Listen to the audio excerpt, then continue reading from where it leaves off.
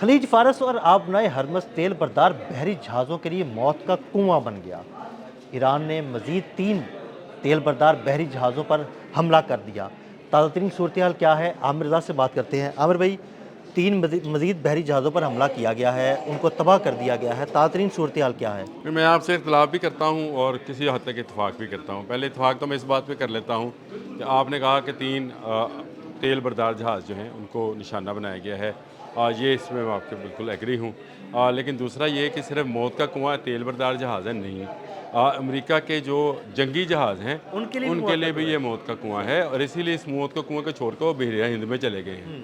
خلیج فارس کو چھوڑ بحری کر ہند میں چلے گئے، وہ بھاگ آبنائے گئے۔ ہرمز سے ہٹ کر وہ چلے گئے وہ بحر ہند کی طرف، جو ابراہیم لنکن صاحب تھے جو ان کے تھے۔ اور آج مجھے پتہ نہیں کیوں خیال آ رہا تھا کہ جس نے مکہ پہ حملہ کیا تھا ابراہا نام تھا اس کا، ابراہا، ہاں جی بالکل اور یہ بھی ابراہام بھی ابراہا ہے، بالکل بالکل۔ اور اسی ہاتھی کو اسی طرح سے سجیل مزائل جو ہے اور جو قرآن کی ہے۔ اب مجھے پتہ نہیں کیوں یہ خیال آتا ہے کہ یہ شاید قدرت کی کوئی مدد ہے جو ایران کے ساتھ ہے، اور آج کھلی اڑائی ہے انٹرنیشنل میڈیا نے۔ میں صبح سے دیکھ رہا تھا کیا بی بی سی، کیا رائٹرز، کیا یہودی اخبارات، اور کیا آر ٹی یعنی رشین جو ٹی وی ہے اس نے، وہ کہتے ہیں کہ اگر آبنائے ہرمز پہ ڈونلڈ ٹرمپ تم نے قبضہ کر لیا ہے تو پھر آج تیل $100 پہ کیوں گیا ہے؟ بالکل ایسے ہی۔ اگر آبنائے ہرمز پہ تیرا قبضہ ہے تو پھر 3 جہازوں پہ لگی آگ سے دھواں کیوں اٹھ رہا ہے؟ یہ سوالات ہیں، یہ ویڈیوز ہیں، یعنی ایک ویڈیو نہیں ہے۔ اگر آپ اس کو نیٹ پہ سرچ کرنے جائیں تو بے شمار ویڈیوز، تصاویر، ٹویٹس، ہاں جی، فیس بک بھرا پڑا ہے کہ پوری دنیا کا ایران میڈیا نے، جو ہے نا وہ سوالات اٹھا رہا ہے۔ دیکھیں انہوں نے نا 2-3 کشتیوں کو نشانہ بنایا، وہ پتہ نہیں فیک تھیں، ان میں ہوا بھری تھی، مجھے کیا لگتا ہے تھا۔ ان میں ہوائی بھری ہوگی، وہ فیک ہی تھی، جس طرح انہوں نے وہ جہازوں کا پینٹ کیا ہوا تھا نا، ان کشتیوں میں بھی ہوا بھر کے تو سمندر میں اچھا، چھوڑا ہوگا۔ مجھے لگتا ہے چلو جی انہوں نے اصلی والے کو نشانہ بنایا، لیکن آپ یہ بتائیں کہ آپ نے کیا آبنائے ہرمز پہ قبضہ کر لیا؟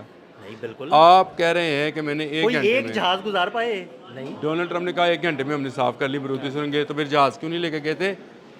آپ کو شاید اندازہ نہیں ہے کہ ایرانی فورس جو ہے وہ کس طرح سے کام کر رہی ہے۔ یہی غلط اندازے اور اپنے دماد کی شہ پر آپ حملہ کرنے آئے تھے، اور آج آپ تقریباً $20 ارب کا نقصان کر کے جا رہے ہیں۔ پہلے 6 روز میں اگر $11.5 ہاں تھے، جی، تو ارب ڈبل ہو ڈالر گیا تھے، ہوگا نا۔ اب یہ ڈبل ہو گیا ہوگا۔ میں ڈبل بھی نہیں کرتا، میں کہتا ہوں کم کر لیں، لیکن چلیں ایران اب آپ کو فیصلہ کن موڑ پہ لے آیا۔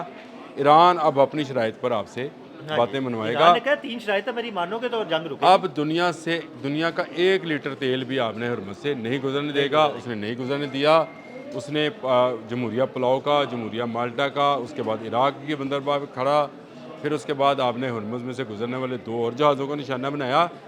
یعنی وہ تاک کر ان تمام جہازوں کو نشانہ بنا رہا ہے جو امریکی اور اسرائیلی کمپنیز آپریٹ کر ہاں رہی جی ہیں۔ یہ بھی بات ذہن میں بالکل، رکھیں، وہ انہی کو نشانہ بناتا ہے جو امریکی کیونکہ یا اسرائیلی کمپنیز آپریٹ کیونکہ کرتی ہیں۔ امریکی اور اسرائیلی کمپنی اپنے مرینز کی جو ہے وہ اس کی جان کو خطرہ، یہ ایک ٹیسٹ کرتے ہیں، ایک چیز بھیجتے ہیں، دیکھتے ہیں اس کو مارتا ہے کہ نہیں مارتا، وہ اس کو مار دیتا ہے، واپس بھاگ جاتے ہیں۔ دنیا کے جو باقی ممالک ہیں، جو ہمارے جیسے ممالک ہیں جن کے ویسلز پھنسے ہوئے ہیں واقعی میں، اور جو تیل کی اس وقت کرائسس سے شکار ہیں، وہ بیچارے پریشان ہیں۔ ڈونلڈ ٹرمپ چاہے جتنی مرضی تسلی دیں، آبنائے ہرمز سے جب تک ایک بھی جہاز محفوظ طریقے سے نہیں گزرتا ہے، اس وقت تک ان کی کسی دھمکی کو یا کسی ان کی خوش فہمی کو یا ان کی کسی بھی نعرے کو جو ہے وہ درست تسلیم نہیں کیا جا سکتا ہے۔ یہ جھوٹ کا پلندہ ہے جو وہ بیان کرتے ہیں۔ اس وقت تک ایران آبنائے ہرمز پر قابض ہے، نہ صرف آبنائے ہرمز پر، بلکہ آپ اگر کہیں کہ خلیج فارس میں اس طرف سے اگر دیکھیں تو رائٹ سائڈ پہ ایران ہے اور لیفٹ پہ تمام خلیجی ممالک ہاں ہیں، جی تو ان کی تمام پورٹس بھی اس وقت ایران کے نشانے پر ہیں، ایسے ہی۔ اور عراق پر اس کے پورٹ کے اوپر کھڑے جہاز کو اس نے نشانہ بنا کر بتا دیا کہ تمہاری پورٹس پر جو آپ کی تمام جہاز کھڑے ہیں ان کو کسی وقت بھی نشانہ بنائے۔ دیکھیں آپ اپنا 5th فلیٹ نہیں بچا سکے، ایران نے تباہ نہیں کر بچا، دیا۔ ہاں بالکل بچا آپ سکتے۔ اپنے ریڈار تب نہیں بچا سکے، تباہ کر دیے اس نے۔ آپ کے حیفا، بحرین، عمان میں جو آئل ٹینکرز تھے یا جو آئل ڈپوز تھے ان کو تباہ کر دیا صحیح ہے۔ اور تاکہ آپ کو بھی آئل جو اچھا ہے یہ بھی اس نے تب تباہ کیا جب انہوں نے ایران میں آئل ڈپو کو نشانہ بنایا، تو پھر اس نے کہا کہ اچھا اب میں بتاتا ہوں تہران کے قریب انہوں نے آئل بالکل، اس ڈپو نے کہا اب میں تمہاری تیل کی تنصیبات کو ایسی اب کی اس نے تیسی پھیرتا ہوں۔ اس نے پھیر دی اور آپ نے ایک فالز آپریشن یا فیک آپریشن جو ہے آپ نے رامکو پہ کیا اور اس کو الزام ایران پر لگانا چاہا، اس سے لیکن ایران بچ وہ نکلا۔ بے نقاب ہو گیا۔ لیکن جہاں پر وہ حملہ کر رہا ہے وہ کہتا ہے یہ امریکی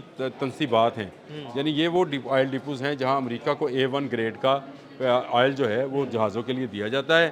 ان کو میں نہیں چھوڑوں گا کیونکہ اس نے میرے تہران کے قریب آئل ڈپو پر حملہ کیا تھا اور اس کے بعد سے دھواں اٹھ رہا ہے۔ حالانکہ اس آئل ڈپو کے پر حملے کے بعد جو تہران میں کیا گیا تھا، اس کے بعد ٹرمپ نے خاصا ناراضگی کا اظہار کیا تھا اسرائیل سے کہ بھائی تم نے اب ان پہ آئل ڈپو پہ حملہ کر دیا تو یہ بھی ہماری تیل کی تنصیبات پر حملہ کریں گے۔ ہاں دیکھو یہ تو بات بالکل طے ہے کہ ایران اسی چیز پر حملہ کرے گا جس پر یہ حملہ کریں گے، اور یہ اگر سویلین آبادی کو نشانہ بنائے گا تو ایران جو ہے آپ کی فوجی تنصیبات کو نشانہ بنائے گا۔